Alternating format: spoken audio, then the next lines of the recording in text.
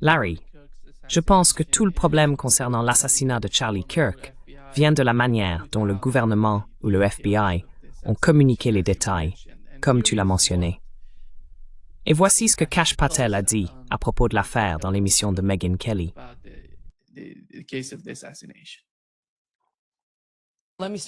Permettez-moi de commencer par la question la plus évidente. Pensez-vous que nous avons le bon suspect en détention? Croyez-vous que Tyler Robinson est réellement l'homme qui a tué Charlie Kirk? Oui. Pensez-vous qu'il a agi avec l'aide de quelqu'un d'autre? Cette enquête est dirigée par les autorités de l'État de l'Utah, car il s'agit d'une affaire de meurtre. Donc le FBI joue un rôle de soutien dans le processus. Ce que nous faisons est similaire à ce que nous avons fait dans l'enquête sur la bombe artisanale.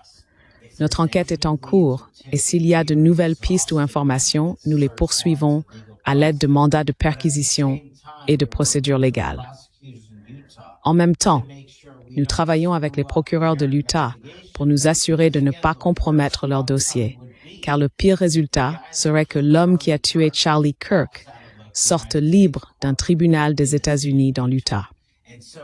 C'est un équilibre délicat, mais il n'est pas question que le FBI mette fin à cette enquête avant qu'elle n'aille jusqu'à son terme.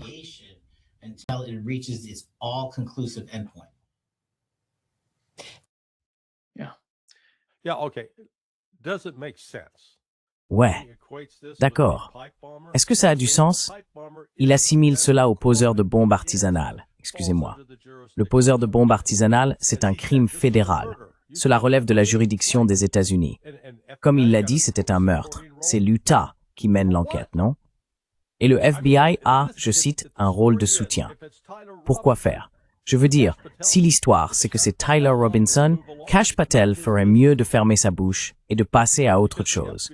Ce n'est pas son affaire. Parce que le FBI, si l'histoire telle qu'il la raconte est vraie, n'a absolument aucun rôle à jouer. Et le fait que le FBI ait diffusé beaucoup d'informations pour faire porter la culpabilité à Tyler Robinson, je vais faire une prédiction audacieuse. Si cette affaire va jusqu'au procès, Tyler Robinson sera totalement blanchi, libre.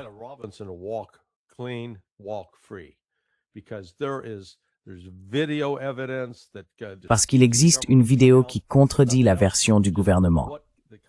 À défaut de tout le reste, il suffit de regarder le type de blessure causée par une balle de calibre 30-06. On peut le reproduire encore et encore. Ce n'est pas ce qui a touché Charlie à la gorge. Ce n'est pas ce qui l'a tué. Je ne sais pas quel type de projectile c'était. C'était une balle supersonique. Elle est entrée dans son cou. Et je pense que ce que nous voyons visuellement, c'est sa réaction, le gonflement de la chemise, puis cette décharge immédiate de sang. Mais on ne voit pas la giclée typique d'une hémorragie artérielle. Si l'artère carotide est sectionnée, si quelqu'un a déjà utilisé un pistolet à eau, on appuie sur la gâchette et le jet sort immédiatement. C'est ce qui se passe quand on coupe une carotide.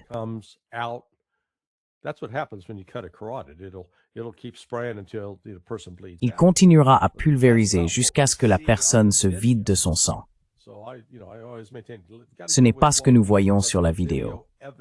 Donc je maintiens toujours qu'il faut se fier à ce que montre la preuve vidéo. Ce que l'on observe, c'est une décharge immédiate de sang. La seule explication logique que je peux trouver, c'est que lorsque la balle est entrée dans la gorge, elle a provoqué ce qu'on appelle une cavitation, comme des ondes de choc. Et ces ondes de choc étaient suffisamment fortes pour sectionner l'artère aortique ascendante. Comme cette artère monte et alimente la carotide, et qu'il y a tout ce sang dans la tête, lorsqu'elle a été sectionnée, elle a cessé de pomper le sang vers la tête. Ce que nous voyons jaillir du cou de Charlie, c'est essentiellement le sang qui se trouvait déjà dans sa tête.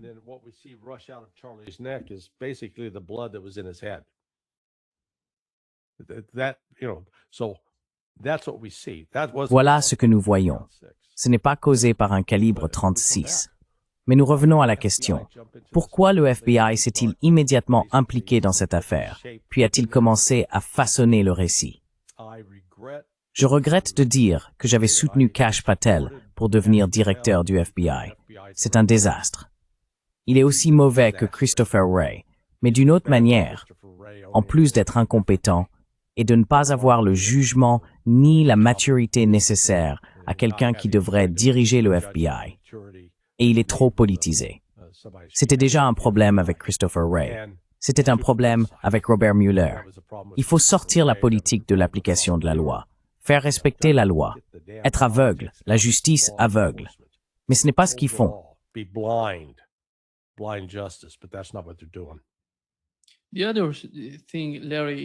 L'autre chose, Larry, c'est que nous n'avons aucune information sur le corps de Charlie. L'autopsie ou l'une de ces enquêtes pour savoir ce qui s'est réellement passé, comme tu l'as mentionné. Pourquoi sont-ils si réticents à divulguer ce genre d'informations? Je ne sais même pas s'ils ont réellement pratiqué une autopsie sur le corps de Charlie.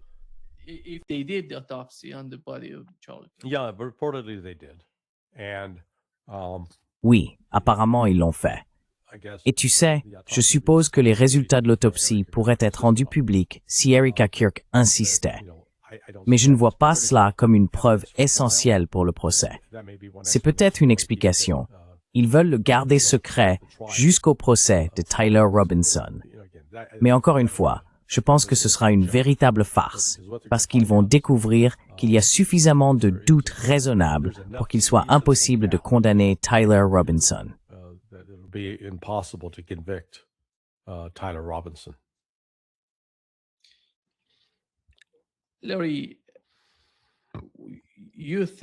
Larry, penses-tu que, puisqu'ils disent que Tyler Robinson se trouvait sur le toit de l'un des bâtiments près de l'événement organisé sur le campus, à cette distance, qui va croire que quelqu'un aurait pu être touché par le fusil dont il parle, penses-tu que le type qui a assassiné Charlie Kirk était en réalité plus proche de lui dans la foule?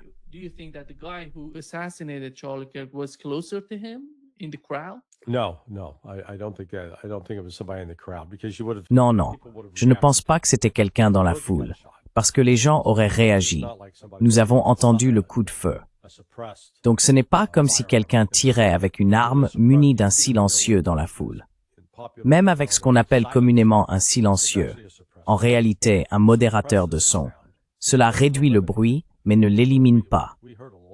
Nous avons entendu une forte détonation, ce qui correspondrait à une balle voyageant à une vitesse supersonique. Nous n'avons toujours pas eu d'explication claire sur l'arme utilisée. On nous a dit que c'était un Mauser, un modèle ancien. J'aimerais savoir quelle optique était montée dessus. Donc, vous savez, un tir à cette distance n'est pas un tir impossible.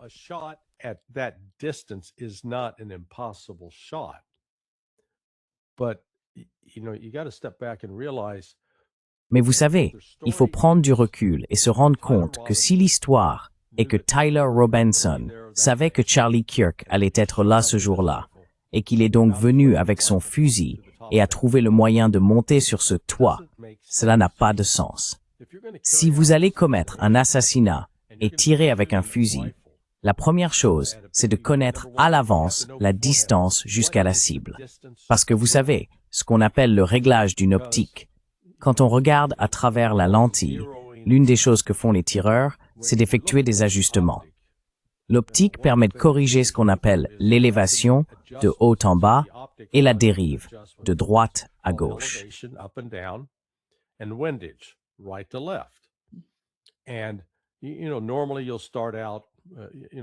Et, vous savez, normalement, si vous voulez qu'un fusil soit efficace jusqu'à environ 300 yards, vous commencerez par le régler à 50 ou 100 yards. Cela signifie que, lorsque vous regardez à travers une lunette, vous voyez ce qui ressemble à une petite croix, et vous placez ces réticules à l'endroit où vous voulez atteindre la cible, puis vous tirez. Avec une bonne paire de jumelles, vous vérifiez si vous avez touché la cible. Étiez-vous trop haut, trop bas, trop à droite ou à gauche? Selon l'endroit où votre balle est allée, vous effectuez des réglages sur la lunette, jusqu'à ce que, lorsque vous placez le centre de la cible, vous atteigniez le centre de la cible.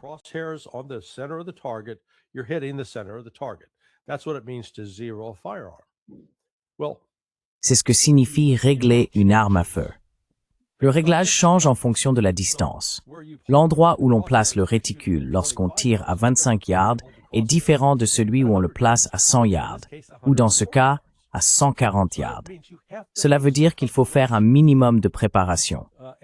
Plus précisément, comment savoir où l'on va s'installer? Ce n'était pas juste un gamin qui prenait son fusil en disant « Hey, j'ai trouvé un endroit là-haut sur le toit, on va tirer d'ici. » Parce qu'à ce stade, à moins d'être un tireur très expérimenté, on ne peut pas vraiment savoir quel réglage effectuer sur la lunette pour atteindre une cible avec précision. La personne qui a tiré et tué Charlie avait fait des repérages sur le site au préalable.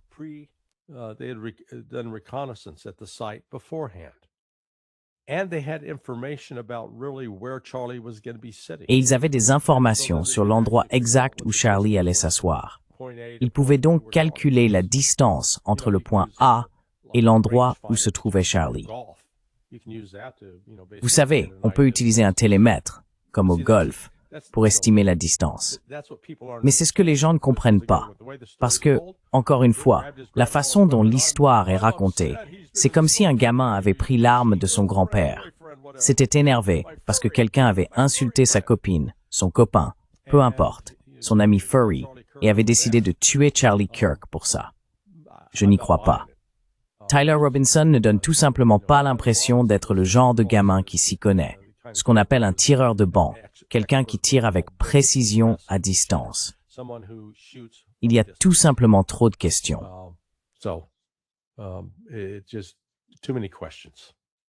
Exactement, oui, beaucoup trop.